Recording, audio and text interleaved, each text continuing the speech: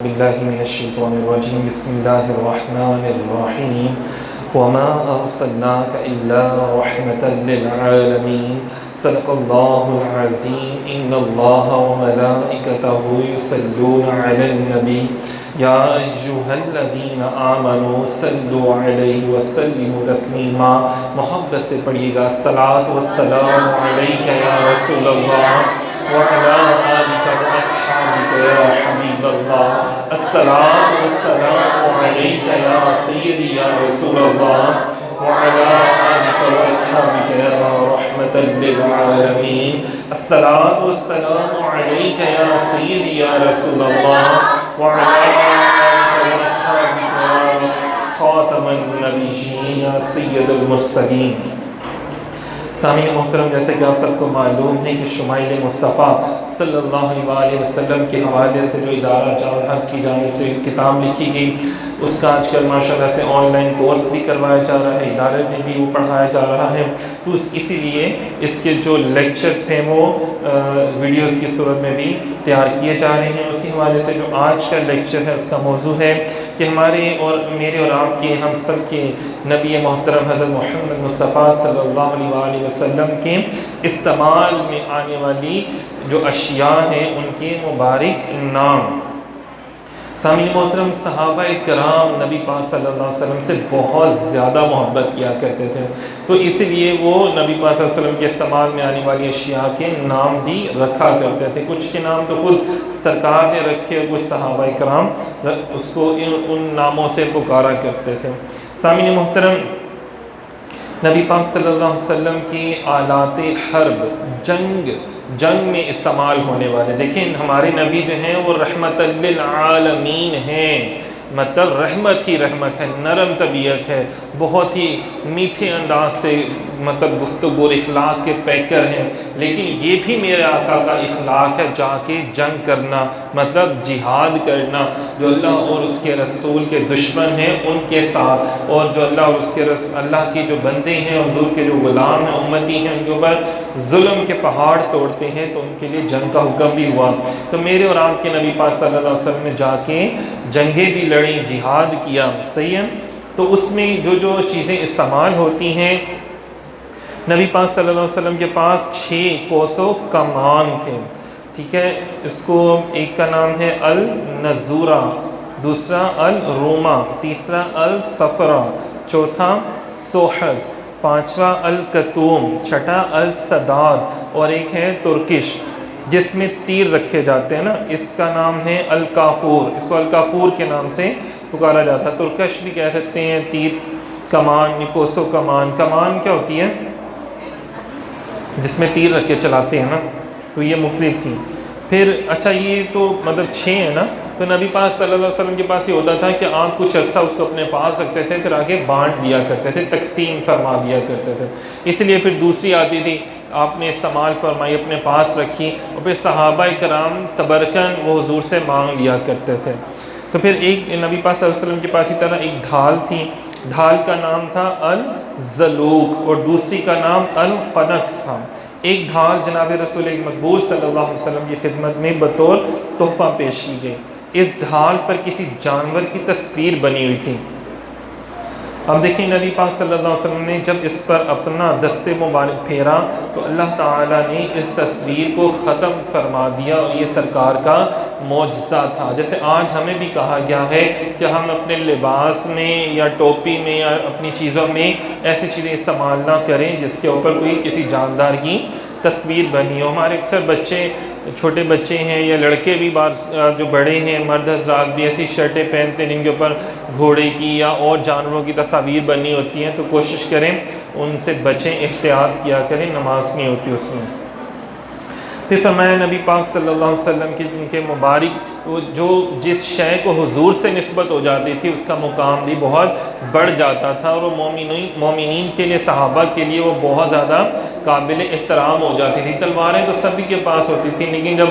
اس تلوار کو حضور نے چھو لیا تو وہ ذوالفقار بن جاتی تھی. اگر اس کو سرکار نے چھو لیا تو وہ لکڑی بھی ہوتی تھی، تو وہ تلوار لوہے کی بن جاتی تھی.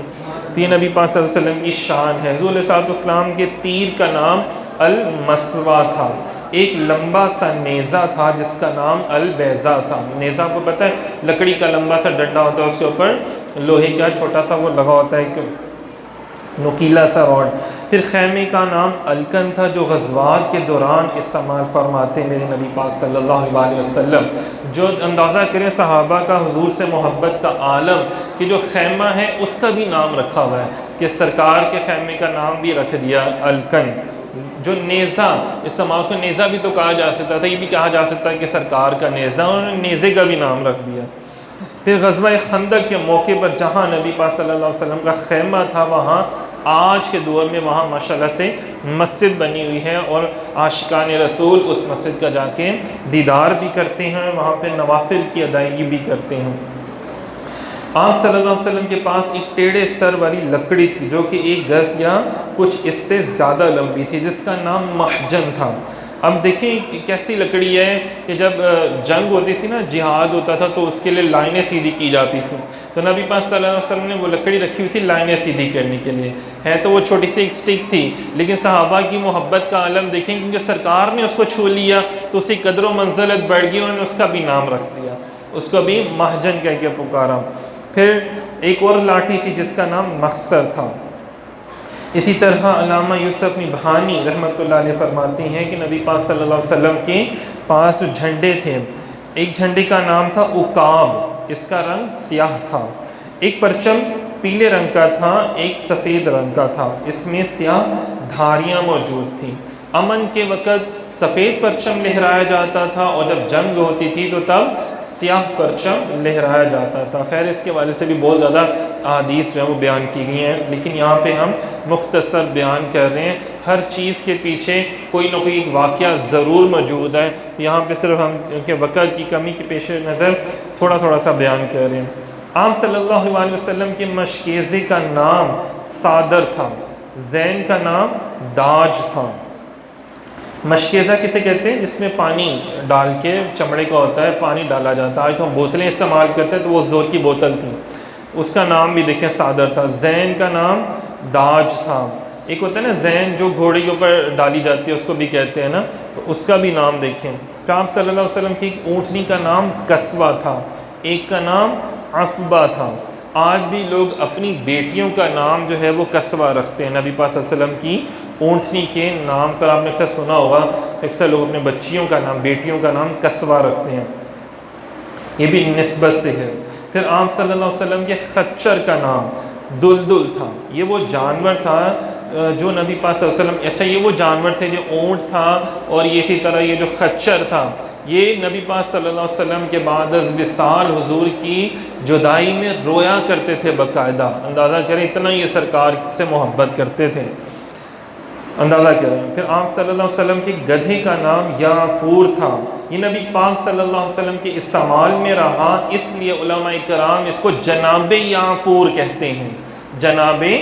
یافور کہتے ہیں، یہ نہیں کہتے کہ حضور کا گدھا تھا، نہیں، ادب سے پکارتے ہیں جناب یافور۔ سامعین محترم، ایک اس سے ریلیٹڈ ایک واقعہ، تو بہت زیادہ واقعات ہیں لیکن میں پھر بھی کوشش کرتا ہوں، محبت بھرا ایک بڑا پیارا سا واقعہ، یہاں سے آپ اندازہ کریں کہ نبی پاک صلی اللہ علیہ وسلم سید الانبیاء ہیں، تو آپ کے استعمال میں آنے والے شاہ کے نام جو برکتیں ہیں وہ کتنی زیادہ ہوں گی کہ امام الانبیاء کے جو مقتدی نبی ہیں حضرت عیسیٰ علیہ السلام، تو ان کا امتی ایک جب یزید کے دربار میں تھا، جب امام حسین پاک رضی اللہ تعالیٰ عنہ کے سر اقدس کو وہاں لایا گیا تو اس نے کہا وہی کم وقت تم نے یہ کیا کیا ہے کہ اپنے نبی کے سگے نواسے کو تم نے شہید کر دیا، جب کہ ہم لوگ جو ہیں لبنان میں، آپ اندازہ کریں کہ لبنان میں ایک جزیرہ ہے اور اس جزیرے میں وہ دیکھ لیں، اس جزیرے میں اندازہ کریں کہ ایک قلعہ بنا ہوا ہے اور اس قلعے کے جو درمیان والا بڑا ہال ہے اس میں ایک بہت بڑا فانوس لگا ہوا ہے اور اس فانوس کے نیچے ہم نے ایک شیشے میں جسے کہتے ہیں نا ایک بڑا تبرکن انداز میں کیا رکھا ہوا ہے، اس گدھے کا پاؤں کا جو کھر ہوتا ہے نا، لوہے کا جو ہوتا ہے، جب آپ نے دیکھا ہوگا گھوڑا یا گدھا جب چلتا ہے تو آواز ٹک ٹک کر کے آتی ہے، وہ جو لوہے کا کھر ہوتا ہے وہ زمین کو لگتا ہے نا تو آواز آتی ہے، تو ہم نے اس کو وہاں پہ تبرکن رکھا ہوا ہے۔ جو عیسائی لوگ ہیں سالانہ وہاں جا کے باقاعدہ طواف کرتے ہیں۔ تو دیکھیں اگر مقتدی نبی حضرت عیسیٰ علیہ السلام کے جو امتی ہیں اور وہ اپنے نبی کے استعمال میں آنے والا جو گدھا ہے، اس گدھے کے پاؤں کے ساتھ جو لگا ہوتا ہے کھور، اس کا اتنا طواف کرتے ہیں، برکات حاصل کرتے ہیں، تو آپ دیکھیں نبی پاک صلی اللہ علیہ وسلم کی جو جانور ہیں استعمال میں ان کا مقام کیا ہوگا۔ آپ تو امام الانبیاء ہے نا۔ اسی طرح دیکھیں کہ اگر نبی پاک صلی اللہ علیہ وسلم کے مقتدی نبی حضرت یوسف علیہ السلام کی قمیض کرتا اگر یعقوب علیہ السلام کی آنکھوں مبارک میں لگایا جاتا ہے تو ان کی نابینا آنکھوں کو اللہ نور عطا فرما دیتا ہے۔ یہ مقتدی نبی کے کرتے کی شان ہے، تو نبی پاک صلی اللہ علیہ وسلم کے کرتا مبارک کی شان کا عالم کیا ہوگا کہ ایک مرتبہ اما عائشہ صدیقہ رضی اللہ تعالیٰ عنہ نے صرف چادر حضور علیہ السلام کی پہنی، سرکار تشریف لے کر آئے تو انہوں نے عرض کیا یا رسول اللہ علیہ وسلم آپ کے اوپر اتنی تیز بارش ہو رہی ہے لیکن آپ کے کپڑے مبارک نہیں بھیگ رہے، تو انہوں نے فرمایا کہ عائشہ آپ دیکھیں ہم نے کیا پہنا ہوا ہے، تو پتہ چلا انہوں نے سرکار کی چادر مبارک پہنی ہوئی تھی، اس چادر کی برکت سے اللہ نے ان کی آنکھوں کے سامنے سے پردے ہٹا دیے، تو جو اللہ کی رحمتوں کی بارش حضور پر ہو رہی تھی ان کو نظر آنا شروع ہو گیا۔ اندازہ کریں یہ حضور کی چادر مبارک کی نسبت ہے، اندازہ کر لیں ہم۔ اسی طرح اگر میں آپ کو واقعات سنانا شروع کروں تو حضور صلی اللہ علیہ وسلم کی نسبت سے پیالہ مبارک، تلوار مبارک، سرکار نے جس کو تلوار عطا فرمائی وہ تلوار ٹوٹتی نہیں تھی، اتنے سپاہیوں سے ہزاروں لوگوں سے بھی لڑ لیا وہ تلوار ٹوٹتی ہی نہیں تھی، کبھی بھی نہیں ٹوٹی۔ تو یہ نبی پاک صلی اللہ علیہ وسلم کی شان ہے۔ سامعین محترم، اسی طرح کے بے شمار واقعات سے جو ہے کتب احادیث بھری پڑی ہیں۔ نبی پاک صلی اللہ علیہ وسلم کے استعمال میں آنے والے جانور بھی ہماری سر آنکھوں پر ہیں۔ سامعین محترم، ہجرت کے وقت نبی کریم صلی اللہ علیہ وسلم جس اونٹنی پر تشریف فرما تھے، اللہ تعالیٰ نے دیکھیں اس اونٹنی کو کتنا علم عطا فرما دیا تھا۔ لوگوں نے کہا رسول اللہ ہماری گھر تشریف لائیں، تو آپ نے فرمایا تم چھوڑ دو، رستہ دے دو، یہ اونٹنی جو ہے یہ اندازہ کرو اللہ نے اس کو اتنا کرم کیا ہوا ہے کہ جہاں میری رہائش ہوگی وہاں پہ ایگزیکٹلی جا کے خود ہی کھڑی ہو جائے گی۔ تو ایسا ہی ہوا کہ حضرت ابو ایوب انصاری رضی اللہ تعالیٰ عنہ کے گھر کے سامنے جا کے وہ اونٹنی جو تھی وہ رک گئی۔ تو نبی پاک صلی اللہ علیہ وسلم نے فرمایا کہ آج سے میرا قیام جو ہے وہ یہیں پر ہوگا۔ پھر آپ دیکھیں کہ جس سواری کو حضور استعمال فرما رہے ہیں اللہ اس کو بھی کتنا علم عطا فرما دیتا ہے، کہاں رکنا ہے، کس گلی میں رکنا ہے، کس گھر کے سامنے رکنا ہے۔ اور دیکھیں کہ جس غلام کو، یہ تو جانور پہ اتنا کرم ہے، تو جانور کو اتنا علم پتہ چل جاتا ہے، تو جو سرکار کے غلام ہوں گے ان کو اللہ کتنا علم عطا کرتا ہوگا جو انسانوں میں ہوں گے، کیونکہ ہوتا یہی ہے نا کہ جانور سے زیادہ انسانوں پر کرم کیا جاتا ہے نا، اشرف المخلوقات ہے، تو جو سرکار کے غلام ہیں ان پر کتنا کرم ہوتا ہوگا۔ اسی طرح آپ صلی اللہ علیہ وسلم جس بکری کا دودھ پیا کرتے نوش فرماتے اس کا نام عنیہ تھا۔ نبی کریم صلی اللہ علیہ وسلم کے زیر استعمال وہ چیزیں ہوتی ہیں اگر کوئی مانگ لیتا تو آپ سرکار اس کو عطا فرما دیتے۔ ایک مرتبہ ایک نبی پاک صلی اللہ علیہ وسلم سے ایک صحابی نے چادر تبرک کے طور پہ مانگ لی کہ مرنے کے بعد قبر میں ساتھ لے کر جاؤں گا۔ اسی طرح صحابہ کرام تبرک کے طور پر لی جانے والی چیزوں کو مطلب نبی پاک صلی اللہ علیہ وسلم کی نسبت کی وجہ سے اپنے پاس رکھتے تھے۔ آخری بات کرتے ہیں تو یہ ٹاپک انشاءاللہ ہوگا مکمل کہ جو بہت بڑا منافق تھا، سب سے بڑا منافق تھا نا عبداللہ بن ابی، اسے کہا جاتا ہے، تو جب وہ مرنے لگا نا ساری عمر تو منافقت کرتا رہا، لیکن جب وہ مرنے لگا تو اس نے کہا کہ اللہ کے پیغمبر آپ مجھے اپنا کرتا دیں، میں وہ کرتا پہن کے وہ میرا کفن بنے گا۔ مطلب شروع میں تو اس نے لوگوں میں ساری غلط باتیں پھیلائی ہوئی تھیں، اب صحابہ کرام نے کہا یا رسول اللہ وہ تو بڑا منافق تھا، اس سے اسلام کو بڑا نقصان ہوا ہے، لیکن سرکار رحمت للعالمین ہے، سرکار نے فرمایا جو میں جانتا ہوں وہ تم نہیں جانتے، تو سرکار مدینہ علیہ السلام نے اپنا وہ کیا اسے کہتے ہیں کرتا عطا فرمایا۔ اب وہ جانتا تھا کہ حضور آخری نبی ہیں، سچے نبی ہیں، میں ہی منافق ہوں، میں منافقت کرتا رہا ہوں، تو حضور کی جو کیا اسے کہتے ہیں تبرکات ہیں ان سے مجھے فائدہ ہوگا اور میری تو بخشش نہیں ہونی، اگر سرکار اپنا کرتا عطا فرما دیں گے تو میری بخشش ہو جائے گی۔ دیکھیں منافق کو یہ بات سمجھ میں آ گئی تھی، آج کے لوگوں کو سمجھ نہیں آتی ہے یہ بات نا کہ حضور کی محبت ہی آپ کو قبر میں بھی بخشوائے گی، سارے معاملات ہوں گے۔ تو اندازہ کریں کہ تب کیا ہوا کہ صحابہ کرام نے کہا کہ یا رسول اللہ یہ تو بڑا بے ادب اور گستاخ تھا، تو حضور نے فرمایا جو میں جانتا تم نہیں جانتے۔ اب ہوا کیا اس سے کہ جو اس نے منافقوں کی فوج تیار کی ہوئی تھی وہ سارے کے سارے باقاعدہ دوبارہ سے مسلمان ہوئے کہ ہیں ہم جس کے پیچھے لگے ہوئے تھے، اور یہ ہمیں ہمارے دلوں میں نبی کے بارے میں بغض ڈالتا تھا، نفرت ڈالتا تھا کہ وہ تو ہمارے جیسے ہی بشر ہیں، تم ان کے پاس کیا لینے جاتے ہو، تو بانا اس بل ان کو تو علم غیب نہیں ہے، ان کو تو یہ نہیں پتا، تو وہ اس کاموں میں لگائے رکھتا تھا۔ اور جب مرنے لگے تو تبرک حضور کا کرتا مبارک لے کے جا رہے کہ اس کی وجہ سے میری بخشش ہوگی، تو اس کا مطلب ہے کہ آپ آخری نبی اور سچے نبی ہیں، اور آپ کے جسم کی ہر شے سے تبرک ہوتا ہے، تبرکن سے لوگ تبرک مطلب حاصل کرتے ہیں، تو ہم کیوں نہ تبرک لیں حضور کی بارگاہ میں جا کر، تو ہم بھی حاصل کریں گے۔ تو وہ سارے 500 سے زیادہ جو منافقین تھے سارے حضور کی بارگاہ میں قدموں میں حاضر ہو گئے۔ تو اب اندازہ کریں کتنے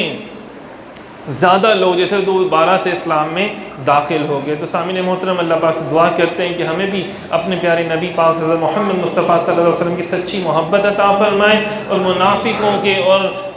کافرین کے، منافقوں کے، خود غرضوں کے، ان لوگوں کے شر سے اللہ پاک ہم سب کو محفوظ فرمائے۔ بہت شکریہ، جزاک اللہ۔